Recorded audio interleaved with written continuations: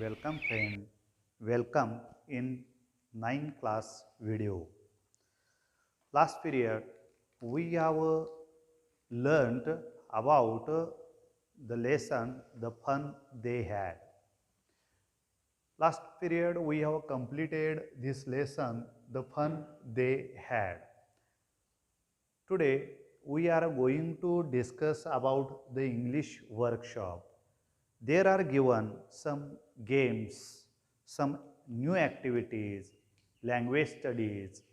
Here today we should learn about it, we should discuss about it, and all these English workshop we should complete in our notebook. Open your book and see on page number 9. There is a given one English workshop, and in that English workshop there are different types of activities you have asked, and you should complete it with your own efforts. Now there are given the activities punctuation marks. विद्यार्थी मित्र हो, आपण पाठीमागच्या तासाच्या वेळेला ही एक interesting कथा पाहिलेली आहे. ही एक काल्पनिक कथा होती. या कथेमध्ये 2157 साली शाळा कशी असेल ही कल्पना त्याच्यामध्ये रंगवण्यात आलेली आहे. आणि हा पाठ संपल्यानंतर या पाठाखाली दिलेली जे काही ॲक्टिव्हिटीज आहेत, वर्कशॉप जो आहे तो वर्कशॉप आज आपण इथं सोडवत आहोत. त्याच्यामध्ये विरामचिन्हांचा वापर करा, काही प्रश्न विचारलेले आहेत पहिल्या ॲक्टिव्हिटीमध्ये. 2 नंबरच्या ॲक्टिव्हिटीमध्ये टुडेज अँड कंटेक्स्ट मीनिंग, म्हणजे 2157 साली शाळा कशी असेल त्या संदर्भामध्ये काही वाक्य त्यामध्ये वापरलेले आहेत. पाठाच्या संदर्भात असणारी काही वाक्य, त्यांचा अर्थ आणि आज त्याचा अर्थ काय आहे हे एक 3-4 वाक्य तिथे दिलेले आहेत. त्या वाक्यांशी आपण तिथं चर्चा करूया. त्याच्यानंतर तिसरी ॲक्टिव्हिटी दिलेली आहे, राईट द रिलेटेड वर्ड्स. एक वेब दिलेली आहे आणि त्या वेबच्या संबंधित असणारे शब्द तुम्ही तिथं लिहा असं सांगितलेलं आहे. चौथी ॲक्टिव्हिटी विचारलेली आहे, कंप्लीट द चार्ट. तिथं एक चार्ट दिलेला आहे. म्हणजे यांत्रिक शिक्षक असणं महत्त्वाचं आहे काय मानव शिक्षक असणं हे गरजेचं आहे. म्हणजे ह्युमन टीचर असेल तर त्याचे ॲडव्हान्टेज डिसॲडव्हान्टेजेस काय आहेत. आणि एका तक्त्यामध्ये असं विचारलेलं आहे, मेकॅनिकल टीचर असेल तर त्याचे ॲडव्हान्टेजेस आणि डिसॲडव्हान्टेजेस काय आहेत. म्हणजे मानव शिक्षक जर असेल तर त्याचे फायदे तोटे लिहा. हा एक कॉलम झाला. आणि दुसऱ्या कॉलममध्ये मेकॅनिकल टीचर यांत्रिक शिक्षक जर असेल, रोबोट जर असेल तर त्याचे फायदे तोटे काय, हा टेबल तिथं पूर्ण करायला सांगितलेला आहे.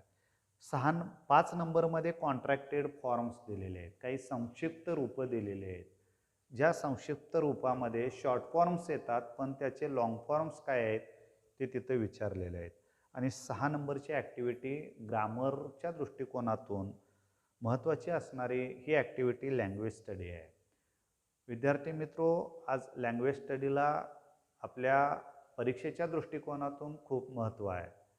त्याच्यावरती पहिलाच लँग्वेज स्टडीचा 10 गुणांचा प्रश्न इथं विचारला जातो.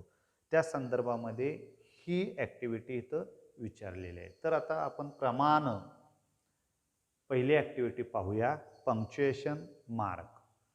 You should open your book and see on page number 9. In your book, there is given this first activity. Use the proper punctuation mark. योग्य विरामचिन्ह वापरून ती वाक्य पूर्ण करा असं इथं सांगितलेलं आहे. The first sentence is given here.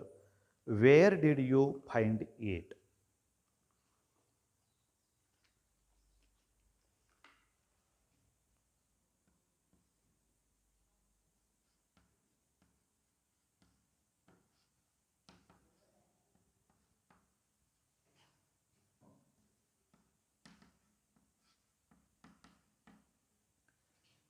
अशा पद्धतीचं वाक्य तिथं दिलेलं आहे आणि त्या वाक्यामध्ये तुम्ही काय करायचं आहे, विरामचिन्ह वापरून ते वाक्य शुद्ध करून लिहायचं आहे. परीक्षेसाठी लँग्वेज स्टडीमध्येच हा 2 गुणासाठी हा प्रश्न विचारला जातो. तर पहिल्यांदा आपण वाक्यामधील आद्याक्षर हे कॅपिटलमध्ये लिहितो. हा पहिला बदल करायचा त्याच्यामध्ये. Where did you find it हे कोणीतरी बोललेलं वाक्य आहे. हे विधान बोललेलं असल्यामुळं त्याला आपण डबल अवतरण चिन्हामध्ये बंदिस्त करायचं आहे. हे चिन्ह अशा पद्धतीचं असतं, जिथं वाक्य चालू होतं तिथं अशा पद्धतीचं हे चिन्ह आहे आणि जिथं वाक्य कंप्लीट होतं तिथं अशा पद्धतीचं चिन्ह आपण वापरतो. याच्यामध्ये सिंगल इन्व्हर्टेड कॉमा आणि डबल इन्व्हर्टेड कॉमा म्हणजे एकेरी अवतरण चिन्ह आणि दुहेरी अवतरण चिन्ह या दोन्हींचा उपयोग इथं केला जातो. पण इथं पहिल्यांदा where did you find it हे वाक्य प्रश्नार्थक असल्यामुळं आपण इथं प्रश्नचिन्ह दिल्यानंतर मग हे अवतरण चिन्ह इन्व्हर्टेड कॉमा कंप्लीट करतो. तर अशा पद्धतीनं एकूण तुम्हाला 5 वाक्य दिलेले आहेत तिथं. 5 वाक्य सोडवायचे आहेत ते. 2 नंबरचं व्हॉट्स इट अबाउट. आता व्हॉट्स डब्ल्यू कॅपिटल, व्हॉट्स टी झाल्यानंतर ॲपॉस्ट्रॉफी यस द्यायचं आहे तिथं आणि डबल अवतरण चिन्ह काढून तिथं प्रश्नचिन्ह असल्यामुळं प्रश्नचिन्ह देऊन इन्व्हर्टेड कॉमा कंप्लीट करायचं आहे. म्हणजे कसं होईल ते वाक्य,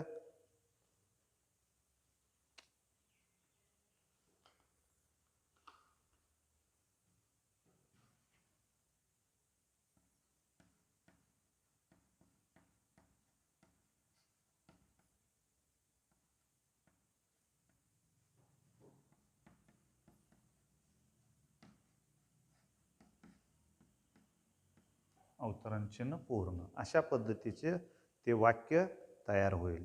आता त्याच्यानंतर 3 नंबरचं वाक्य दिलेलं आहे, दे हॅड अ टीचर. विधानार्थी वाक्य तिथं दिलेलं आहे. त्यामुळं या वाक्याला अवतरण चिन्ह देऊन अवतरण चिन्ह पूर्ण करून हे पूर्णविराम वाक्य संपल्यानंतर पूर्णविराम द्यायचा आहे. तसंच 4 नंबरचं वाक्य, हाऊ कुड a man be a teacher. आता डब्ल्यू न ह्या वाक्याची सुरुवात झालेली आहे, त्यामुळं हा प्रश्नार्थक वाक्य आहे. हाऊ कुड a man be a teacher. इथंही डबल अवतरण चिन्ह डबल अवतरण चिन्ह पूर्ण करण्यापूर्वी प्रश्नार्थक वाक्य आणि अवतरण चिन्ह पूर्ण देऊन पूर्णविराम आणि शेवटचं sure if they were the same age. आता इथं शुअर यस कॅपिटल काढायचं, शुअर झाल्यानंतर स्वल्पविराम द्यायचा, स्वल्पविराम दिल्यानंतर if they were the same age अशा पद्धतीनं अवतरण चिन्ह पूर्ण करून पूर्णविराम तिथं द्यायचा आहे. त्याच्यानंतर ॲक्टिव्हिटी नंबर 2 ही एक नवीन आणि वेगळी ॲक्टिव्हिटी यावर्षीसाठी तुम्हाला विचारण्यात आलेली आहे. टुडेज अँड कंटेक्स्ट मीनिंग म्हणजे आज या वाक्याचा उपयोग कसा केला जातो, अर्थ कसा लावला जातो आणि पाठातील संदर्भानुसार कसा अर्थ लावला जातो हे इथं आपण बघूया. आता इथं एक वाक्य दिलेलं आहे,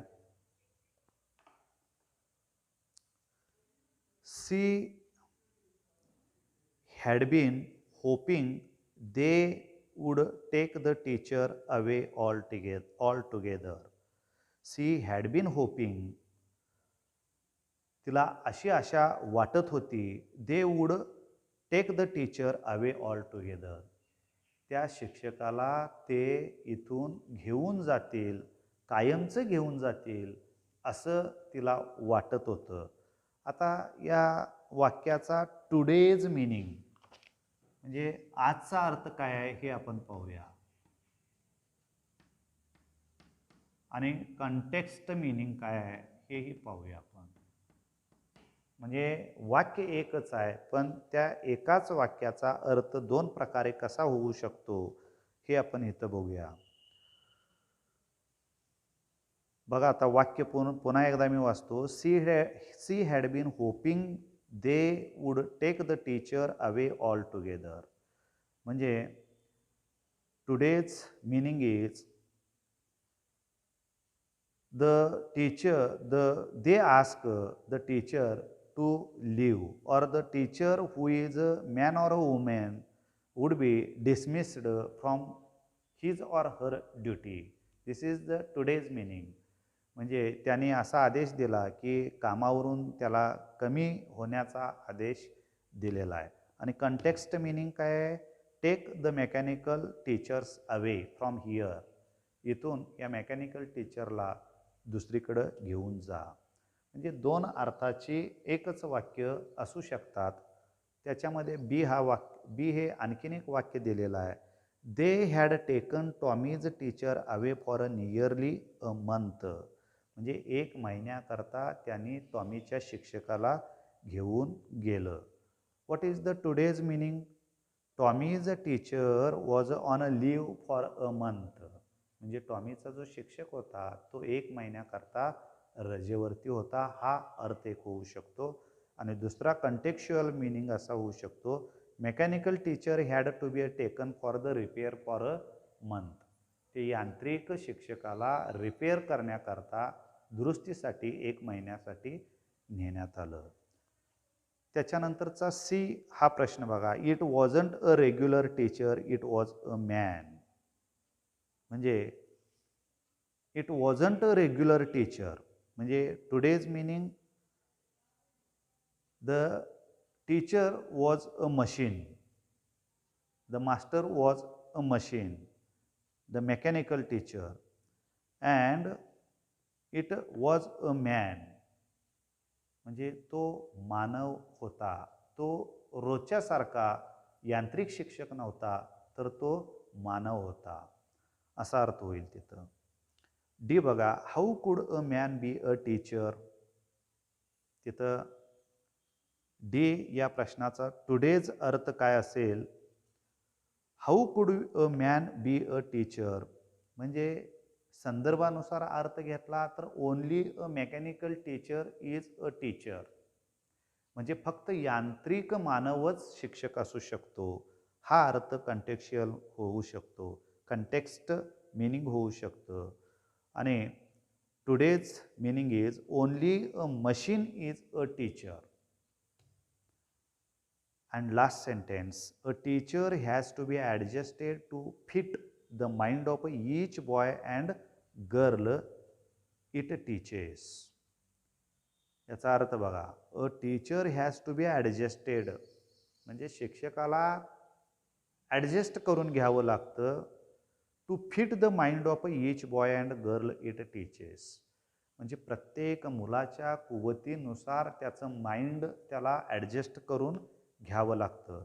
today's meaning teacher know how to understand their students. विद्यार्थ्यांना कोणत्या पातळीवरती आल्यानंतर समजेल त्या पातळीवरती जाऊन तो शिकवतो, हे आजचा अर्थ. आणि context meaning mechanical teacher have to be adjusted म्हणजे यांत्रिक शिक्षकाला त्या शिक्षणाची गती ही ॲडजस्ट करून शिकवावी लागते, असा त्याचा दुसरा अर्थ होईल. Here we complete the second activities today's and context meaning. नाऊ we are going to discuss about the third activity, write the related words. You should turn the page and see on page number 10. Page number 10, the first activity. Write words related to the following words, at least 10 words each. 10 words each. कमीत कमी 10 शब्द लिहा असं सांगितलेलं आहे. The first,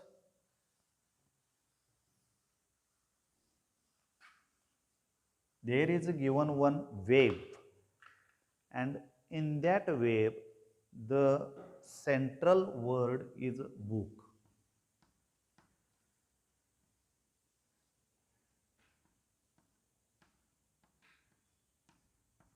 And You should write the related words about the book.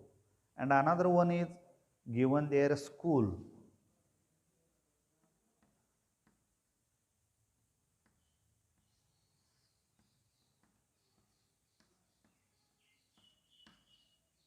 And the last one is family.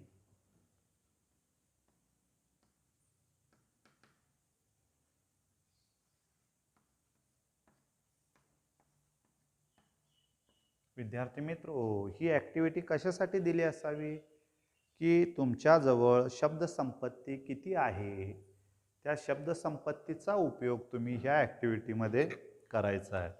आता पहिलं दिलेलं आहे तिथं बुक. बुकशी रिलेटेड अनेक शब्द तुम्ही लिहू शकता. बुक स्टोरी,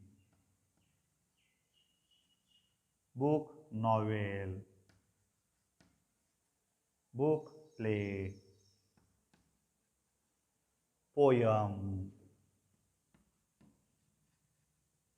पुस्तकाशी संबंधित पेजेस, पुस्तकाशी संबंधित students, teachers,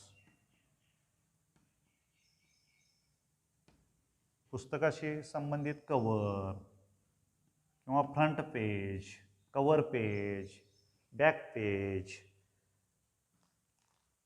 topic, lesson. There are so many words we can use there. Now another one word is given there, school. What are the related words about the school? There are so many related words about the school. You think about school. What are the things in the school? Lab, playground,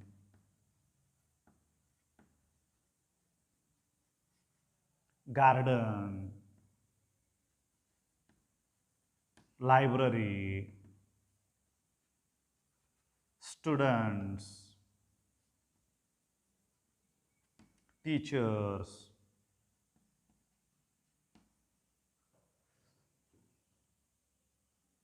blackboard,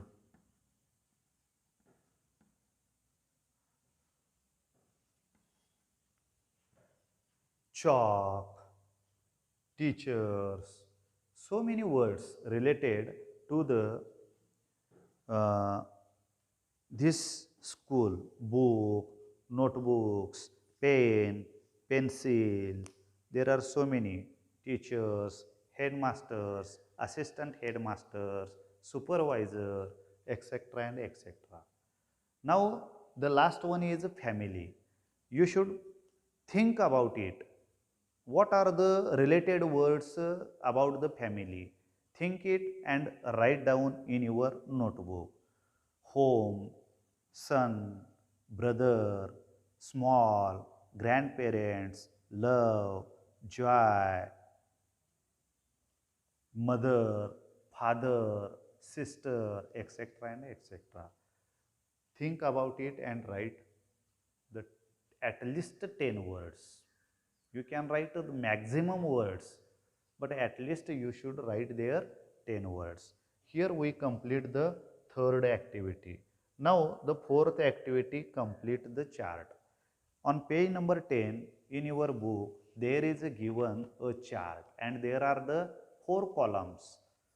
The first column is a human teacher, Manvi Shikshak, and second one is the mechanical teacher. What are the advantages of the human teacher and what are the disadvantages of a human teacher? You should complete there in this chart.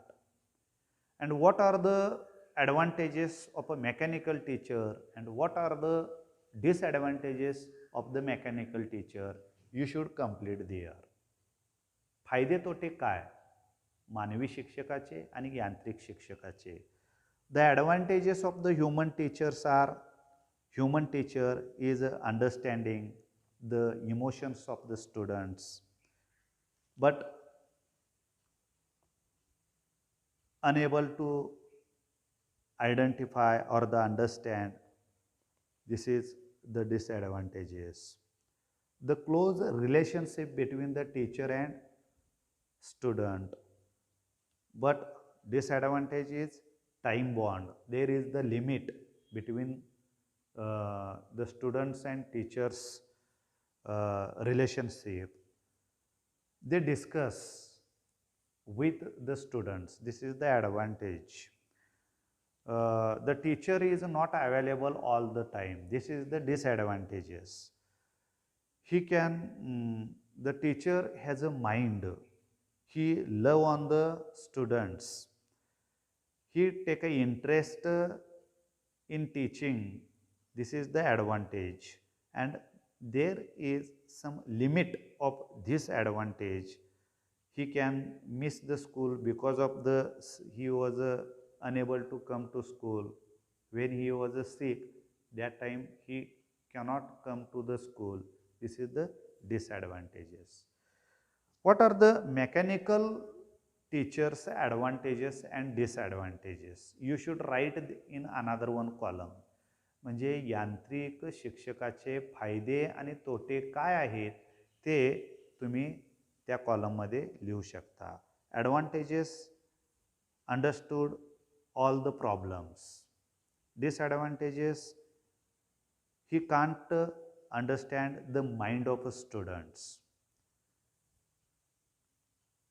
Advantages, use the various method when he teach. अनेक पद्धतीनं तो शिकवू शकतो. He adjust the mind set. Disadvantages, the mechanical teacher's period was a boring periods. Just the students can see on the screen. This is the disadvantages. No interest in students. No love, no emotions about the students. These are the disadvantages of this mechanical teacher. Now we are going to discuss about the fifth activity, contracted forms. म्हणजे संक्षिप्त रूप कोणकोणती असतात याविषयी तिथं लिहा असं सांगितलेलं आहे. आता इथे एक वाक्य दिलेलं आहे. When you are through.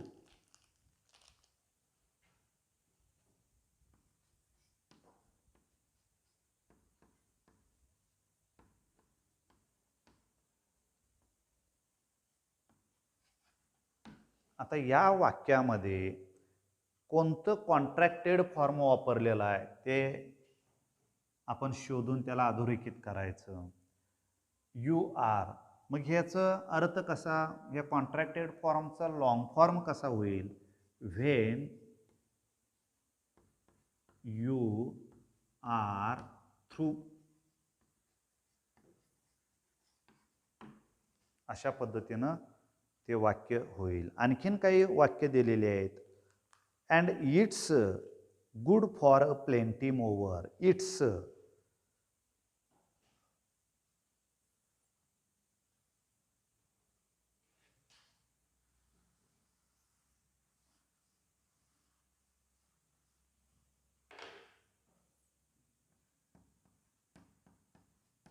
It is. त्याच्यानंतर I have slowed it up. How, याचा नवीन उच्चार आलेला आहे हाव, पण आपण कसं करतो I have. This is the contracted form and this is the long form. Another one word, wouldn't, throw it away, would not, don't know, do not, hadn't seen, had not, it wasn't a regular teacher, was not. These are the contracted words. When you were in the 8th standard, the front page is given some contracted forms and their long forms given in the 8th standard book.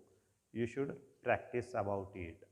Moreover, such a types of contracted words are used when people speak. That time such a types of words used. Now the last activity, language study. What is given in this language study? This is the grammatical part and very important for the exam. I have told you this question you will be asked for the 10 marks. Here, underline the verbs and choose the correct option from the brackets. There are given some sentences.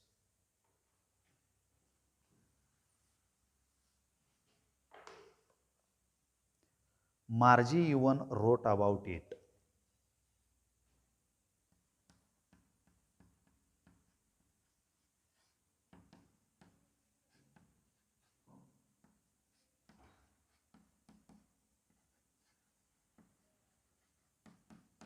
And another one sentence is given there. Margie was a scornful.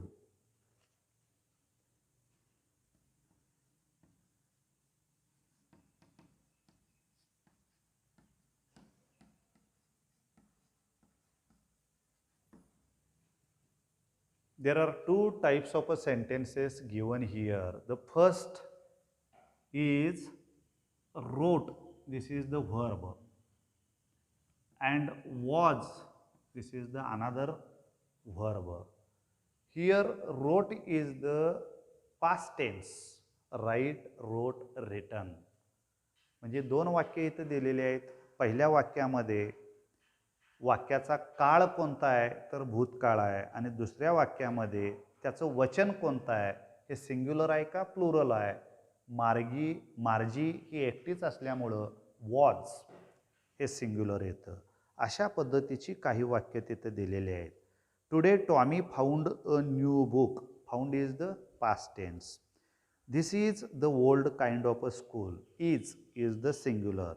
My father knows as much as my teacher knows, present tense. And the teacher were people. Were is the plural form. Here, thus, we see that the verb forms show the tense, numbers, etc. म्हणजे क्रियापदावरून त्या वाक्याचा काळ कोणता आहे, ते वाक्याचं वचन कोणतं आहे हे आपणाला कळतं. जर आपण कर्ता बदलला तर क्रियापदसुद्धा बदलतं. कर्ता जर बदलला तर त्या वाक्यामध्ये आलेलं वचनसुद्धा बदलतं. फॉर एक्झाम्पल आपण खाली पाहणार आहोत, परंतु तत्पूर्वी here the verb form changes according to the subject. A verb form which is decided by the changes according to the subject of the sentence is known as a finite verb. यालाच आपण काय म्हणतो, finite verb असं म्हणतो. म्हणजे कर्ता आणि वचन यानुसार, म्हणजे कर्ता बदलला तर क्रियापद आणि वचन बदलतं. अशा बदलणाऱ्या क्रियापदाला आपण फायनाईट वर्ब असं म्हणतो. उदाहरणार्थ बघा इथं, you are very kind. Are हे तिथं क्रियापद दिलेलं आहे, पण जर यूच्या ठिकाणी आपण घातलं तिथं सी, यू आर काइंड. आता या वाक्यामधील यू हे काय आहे, सब्जेक्ट आहे. आर हे काय आहे, व्हर्ब आहे. यूच्या ठिकाणी आपण ही किंवा सी घालूया, तिथं कर्ता लगेच बदलतो. He is kind. तर अशा क्रियापदांना आपण फायनाईट वर्ब असं म्हणतो. आणखीन काही उदाहरणं दिलेली आहेत. I don't know. आयच्या ठिकाणी आपण जर सी वापरलं तर काय होईल, सी डझंट नो. त्याच्यानंतर my father knows. My father हा कर्ता झाला आणि नोज हे क्रियापद झालं, वर्तमानकाळी क्रियापद झालं. माय फादरच्या ऐवजी आपण तिथं वी घातलं तर वी नो होईल, म्हणजे कर्ता बदलला. I am following in your footsteps. आता इथं आयच्या जागेवरती आपण ही घातलं तर ॲमच्या ऐवजी तिथं इज येईल. म्हणजे अशा पद्धतीनं कर्त्यानुसार काळ आणि वचन हे बदलतं. अशा वाक्यांना आपण काय म्हणतो, फायनाईट व्हर्ब असं म्हणतो. विद्यार्थी मित्रो, या पाठाखाली दिलेल्या या सगळ्या ॲक्टिव्हिटीज, इंग्लिश वर्कशॉपमध्ये दिलेल्या सगळ्या ॲक्टिव्हिटीज तुम्ही जी एक रेगी वही घातलेला आहात 100 पेजेस, त्या वहीमध्ये ह्या सगळ्या ॲक्टिव्हिटी सोडवायच्या आहेत. शाळा चालू झाल्यानंतर आपण ह्या ॲक्टिव्हिटीज चेक करू किंवा व्हॉट्सअपच्या माध्यमातून तुम्ही ह्या ॲक्टिव्हिटी मला सोडू शकता. तुमचा अभ्यास किती कंप्लीट केलेला आहात, उत्तरं कशी लिहिलेली आहात हे आम्ही पाहू. Here we complete this English workshop of unit number 1.2. Thank you.